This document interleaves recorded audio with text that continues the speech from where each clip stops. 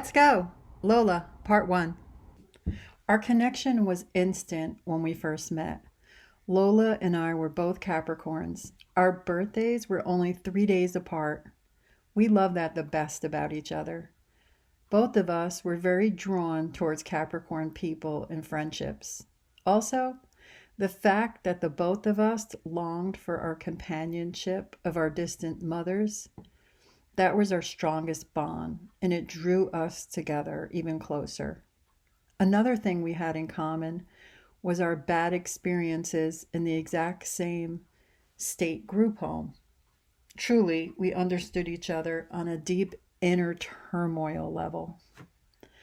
I struggled with my mom not being present in my life. I made terrible choices hanging out on the streets. My mom suffered with a long bout of depression. My perception of the situation as a child was me thinking she emotionally abandoned me. I can see now, many years away from the situation, her illness was not a life choice she was making for herself. And I'm ashamed now to say I once thought that. Lola's mom gave her and her two siblings away to the state home. When Lola was a child, her mom was a very young mother, and she decided one day she didn't want her three children anymore. Her mother had the chance to remarry, and her second husband did not want to date a person with three kids. Lola's mother decided to give all three of them to the state home. So this way, she would not have the responsibility of having to care for them anymore. It nearly crushed Lola's spirit when she was growing up. That was on another level for me to comprehend. I felt so much aching in my heart for her. What a sad childhood experience. I believe the first husband got caught molesting her, and that's why the mother got a divorce. Lola eventually ran away from the state home where she was court ordered to live. She was 15 when she left. She moved right in with her new boyfriend and his crazy nut for a father. The two deprived people were mixed up with the nearby New York City mafia. Clearly, they saw Lola as easy prey. After she settled into their home, they took her to the city and trained her to be a high-class call girl in Manhattan's top-notch hotel lobbies. Today, they would call what happened to her as a child as child X trafficking. The expensive gowns they made her wear made her look much older than 15. The father directed her to sit in the lobby and wait for a man to approach her. She charged them $500 for an hour of her time. Lola stayed living together with her corrupt, immoral boyfriend and his professional crime syndicate father for 12 long years. She briefly explained to me having to endure extreme mental cruelty and physical abuse from both her boyfriend and his father. They would both gang up on her together. The father and son used to have to deal with controlling her from escaping from time to time, so they locked her in a closet for long periods of time to break her will. Lola was alone with her thoughts stuck in a small closet with no place to go even if she could get away. By that time, she had no one to turn to other than her boyfriend and his father. Those two demons took a toll on her. It was really sad for me to hear about what she went through in her early years as an unsupervised child. It's amazing what a mess we can make of our lives when we try to control something we have no business controlling for ourselves. She was a very worn down, shattered shell of a young lady. When she finally left him, only 80%, she still had 20% invested in contacting him, mostly by phone calls. In her mind, The small bits of affection and love they shared together were separate from the abuse she endured. This always kept her from totally breaking free from him 100%. The cycle of abuse eventually ended after he borrowed $5,000 and married another woman. In the next part of her life, Lola would meet a wealthy older man who started to care for her deeply. He wanted her to advance herself, so he allowed her to attend beauty academy, fully paid for by him. Later, she got caught cheating on him, and they eventually broke up. She was free for the first time in her life, living with a relative who she just recently became acquainted with. It was her mother's sister. At first, it was working out just fine, but later, they would part ways from all of Lola's partying habits. Lola came to know a boatload of men, but they all seemed to be corrupt people with obvious bad intentions. Each of them were like her, using drugs and excessively drinking all the time. Most of the men I saw surrounding her were men who just love her great statuesque body. They approached her like over-sexualized vultures searching for fresh meat to devour as quickly as possible. From my vantage point, none of them had any interest in her as a person to love. They just wanted to have her for a little while by sedating her mind with common love lies told by desperate men. All of these men seemed to consume her spirit. In the end, they would each walk away without any regard for her feelings at all. It was like they were satisfied, kind of like after a large, delicious meal. It was sad to see her constantly go through that over and over again without relief from the constant pain of each of them rejecting the idea of really caring for her. If I was to state the obvious, it was something she was doing to herself unconsciously. From what I could estimate, each of the men she chose to date were all the exact same flashy, crappy type of guy. The only difference were their bodies and faces. Lola always acted like she was the one winning because she convinced herself she was getting expensive gifts from each of these stupid men. But in reality, I really didn't see it that way at all. It looked more like she was living out a lie, tied up in a box with a big red bow on it. She had to tell herself daily money was king and love really didn't matter. I suspected the men could sense her profound self-loathing and followed her lead by not treating her with any sense of real loyalty, lasting love, or true respect. I heard the term trauma bond once used in a therapy session. It would seem like an appropriate term to use here in order to describe her life at that stage. Lola, Part 2. Lola confided in me.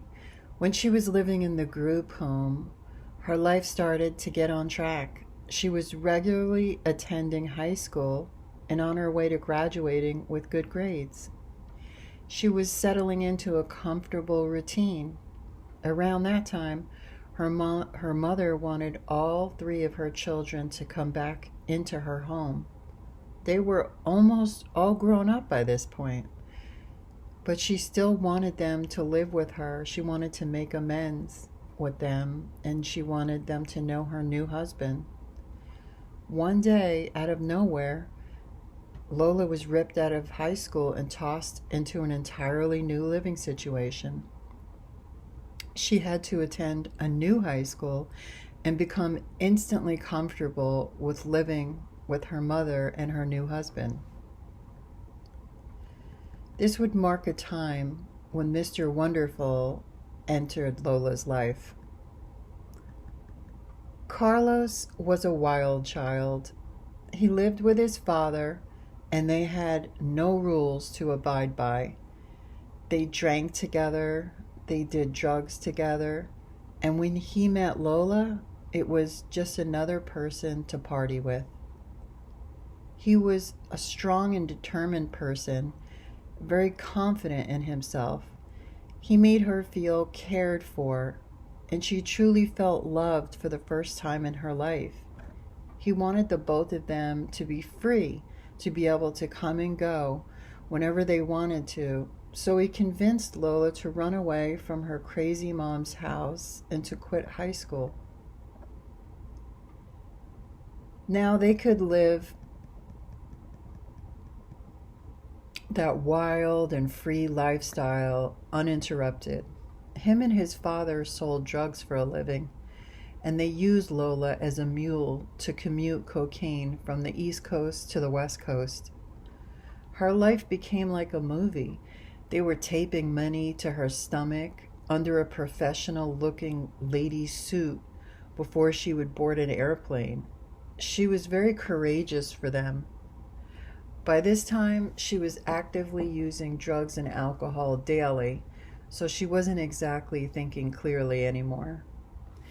Fast forward 12 years, that's when I first came to know Lola back in beauty school after she broke up with that loser Carlos. She was kind of single and starting to make really bad choices in the new men she started to date.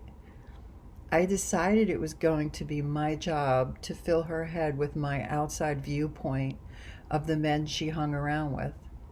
For the most part, she accepted my opinions for facts, but she still followed along her chosen destructive, self-hatred path in life anyway.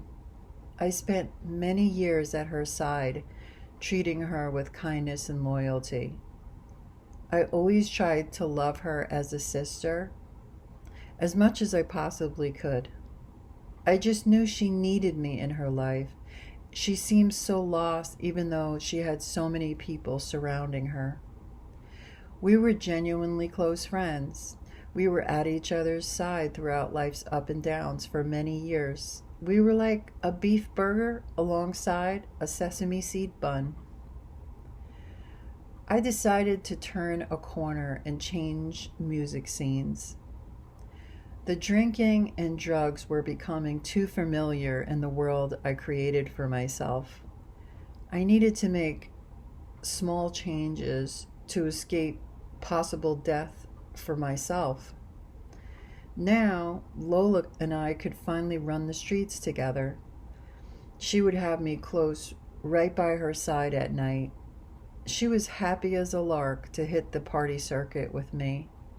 I was happy too. I was about 22 at that time, and she was 31. She got straight to it. She taught me all about her dance club world. She introduced me to her great love of fine music, and she showed me all her cool hangout spots in Fort Lee, New Jersey, and Manhattan, New York. The life she lived was so ritzy. Everything seemed to be dipped in gold. I mean, really, I'm not joking. Some of the buildings were wrapped in gold metal. It was so ostentatious. It looked like Liberace, the flamboyant piano player, decorated everything to his exact specifications. The whole thing seemed kind of funny to me, but I had to try something new for a time. I was making some really bad choices hanging out in that death metal music scene.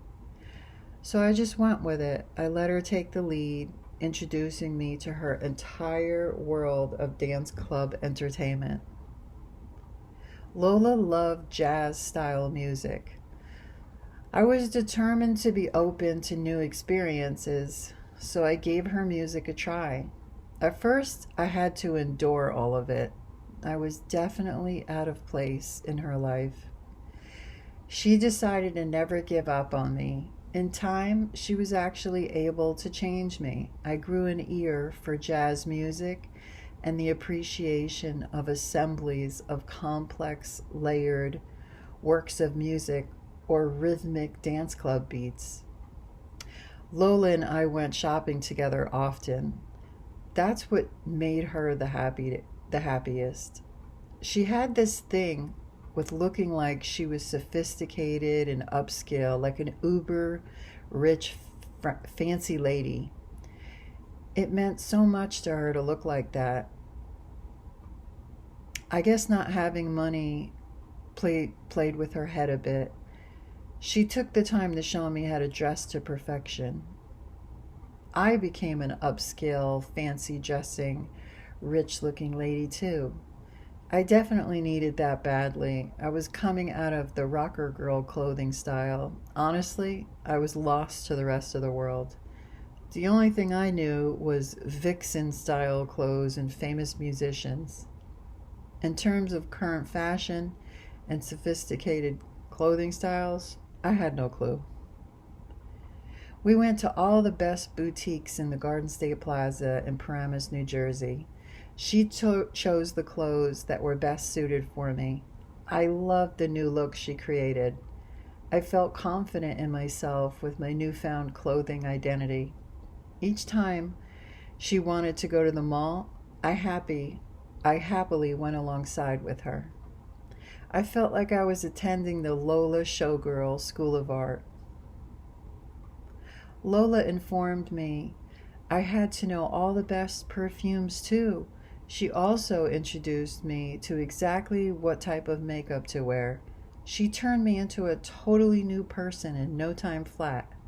It almost felt like I was in the witness protection program with a significantly different new identity. Clearly, I was not the same person when she was done overhauling me from head to toe. It was a little weird, but I was grateful to have her love on me and help me, and she was healing me from a bad breakup. I chose to spend years dating a guy who was an absolute awful person. And I never had anyone to take the time to show me anything in my life. I only learned my way around by covert observation. I guess I was kind of a voyeur, but I always was very discreet about it. I don't think anybody ever noticed me looking closely at their life, trying to learn from them. Lola had a strict code in her life. She only hung out with men who were exceedingly wealthy businessmen. She would never waste her time talking to just any man she met in passing. She thought I was as dumb as a box of rocks for not seeking out men with serious money behind them. What are you going to do with him? He's cute, but he has no money, Faith. Lola lived 5 minutes outside of New York City, so her accent was way thicker than mine. She really sounded like a native New Yorker. I used to laugh at her logic. Sometimes she was really out there in her thinking process. I thought to myself, I like who I like. It didn't matter to me about their financial situation. Personally, I based liking someone on their personality more than anything. Being tightly controlled by a man with money just did not work for me. From my observation, money and gifts comes with strict control over every move you make. That was a giant turnoff to me. I wanted freedom, especially after seeing my family held hostage by my grandfather, the tyrant. I was becoming ashamed of her behavior. I could not bring myself to go out with her anymore. That experience was eye-opening for me. After all the going out with her had ended, she started calling me at 3 o'clock in the morning, stranded at some bar 45 minutes away from my house. Of course, I would go get her, drive her drunk butt home, tuck her in safe, and then get myself back home. Predictably, the next day, she would tell me she got into a huge fight with the guy and he left her stranded there. Ay, ay, ay. It was happening all the time.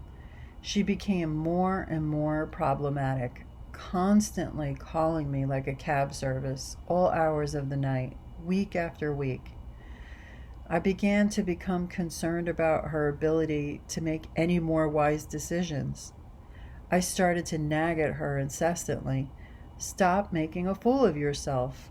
I was rapidly telling her, stop drinking, stop getting hammered. Please learn to control yourself. Behave more like a lady. What are you doing? You're getting really out of control. Then it turned into me begging her, tone down the drinking. You're getting a bad reputation around town. Everywhere you go, people are talking. Stop it. No matter what I said, she still got wasted in bars, binge drinking with all sorts of people she hardly knew, night after night on a path of self-destruction.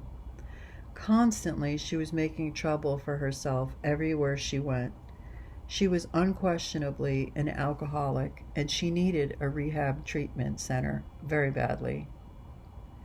There were periods of time when I refused to speak to her for months and months on end.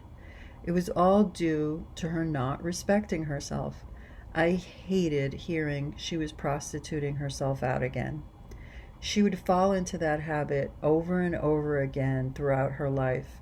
If she needed some quick extra money, she would turn to sex. That happened mostly because of her addiction, her shopping addiction. Often, she was desperate to pay the important bills, like rent, so selling her body was a quick and easy fix. That kind of thing seemed really crazy to me, and way too dangerous to keep on doing. There were times where she tried to groom me into doing it with her. Thankfully, I resisted the money and stood firm on no. Our relationship became strained because I couldn't get through to her. She would never listen to my bobbling talking head trying to reason with her insanity. She was set on a course to self-destruct, and she was not changing her direction. It felt like she was moving full bore towards a death wish. I used to think she could end up on the side of the road dead. If she didn't stop doing these things, these mind-damaging drugs, she would be dead. Eventually, along the way in her travels, she found someone who deeply started to care for her.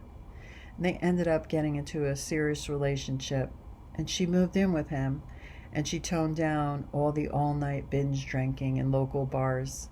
Finally, she stopped putting her life in danger. I was very happy for her. She was hurting from her childhood and all the past pain from her first abusive boyfriend and his father. I never wanted to give up on her.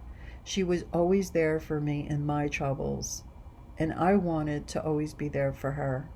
I determined myself to stay close with her because she became family to me. I did set clear boundaries in place as we grew older. I didn't want to ever resent her behavior if she wasn't treating me fairly.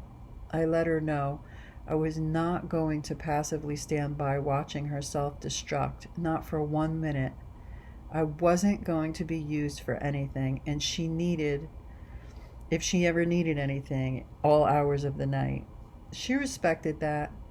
Later on in our lives, she confided in me, claiming I was the only person back then who ever truly cared about her well-being. That made me sick in my stomach to hear. Everyone she knew, all those people she surrounded herself with, they all just watched her slide downwards. Not one person ever cared about her one bit to lend her a hand up. That is the tragedy of the party lifestyle. Everyone is your friend, but nobody is really your friend. Then when you look around one day and nobody is left standing, by that time your life is a big mess. Life coach lesson number 1. Lola tried to take control of her life at a young age because she didn't like the way she was being treated by the people surrounding her. I did the exact same thing around the same time in my life. I made a decision one day that I was going to control my destiny.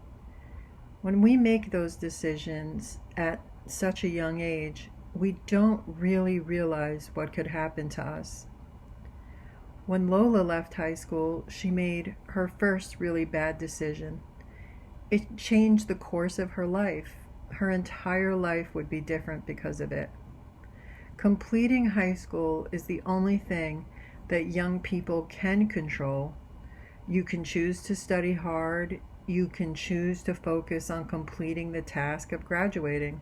That's something you are in control of, and it's only for you. But once a person gets their high school diploma, you can start on a pathway towards true independence. If you don't have your high school diploma, getting your GED should be your primary goal. Nothing is more important than getting your diploma. Dating and moving in together always seems like the best choice for economic reasons, but it's not. If you need housing, the best thing to do is to become a full-time student. They have reduced cost student housing, and you can apply for student loans to cover your living costs. You can have that until you graduate. This is a normal path to travel down. The best part is when you graduate college, you will have a well-paying job and the ability to provide adequate housing for yourself, and you can start paying back your student loans. A serious relationship should not be on your mind by age 15, 16, 17, 19, 20. You're just a child. You need to prioritize your education so you can afford to live comfortably and you can have the true independence you're desiring. If you chase after love, you will focus on the other person's happiness rather than setting up your future. Experimenting with drugs, that's another type of relationship that won't give back. It will only take from you. Drugs, alcohol, and the party lifestyle are addictive and progressive. Once you feel that sense of euphoria, you will want it all the time. If you stay away from that crowd and focus only on giving yourself a chance to succeed by studying and doing well in school, you'll break the cycle of being a person who's destined to fail and become depressed. With